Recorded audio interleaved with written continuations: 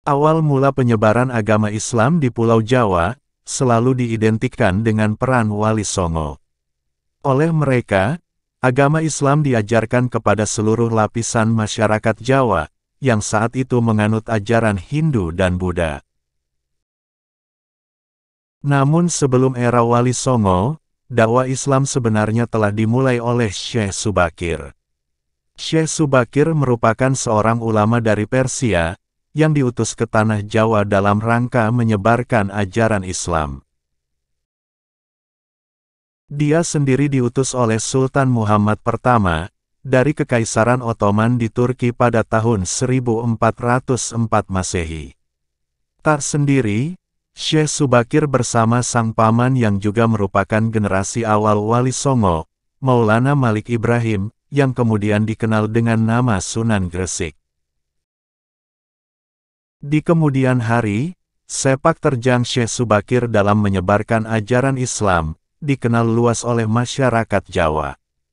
Hal ini dikarenakan selain sebagai pendakwah, dia juga memiliki kekuatan yang bisa mengusir para lelembut yang mendiami pulau itu.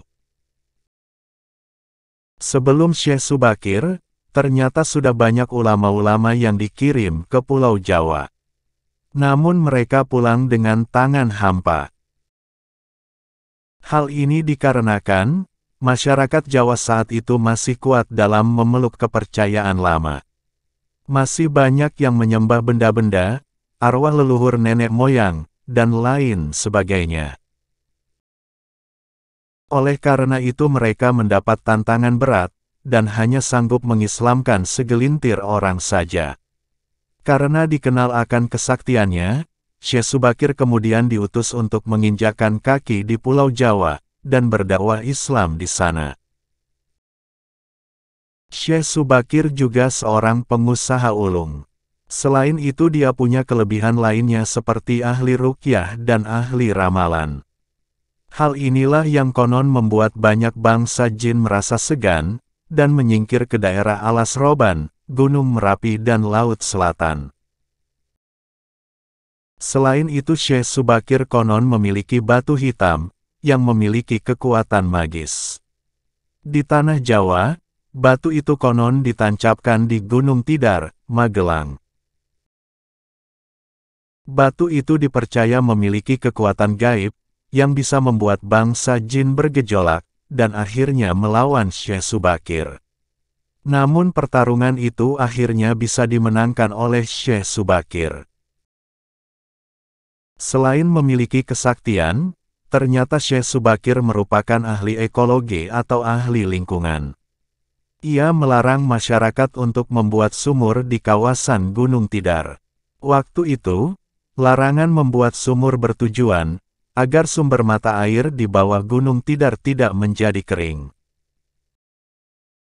Saat itu dipercaya, di dalam Gunung Tidar terdapat sumber mata air yang besar.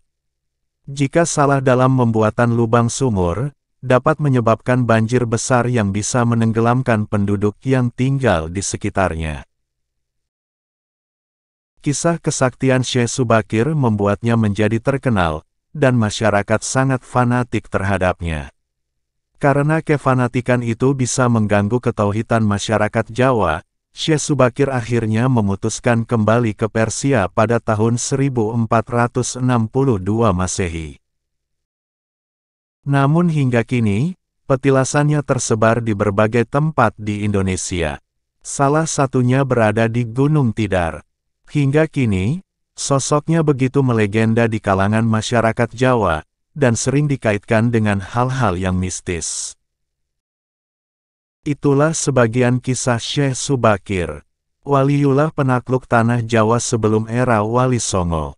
Terima kasih telah mendengarkan. Mohon maaf jika ada kekurangan.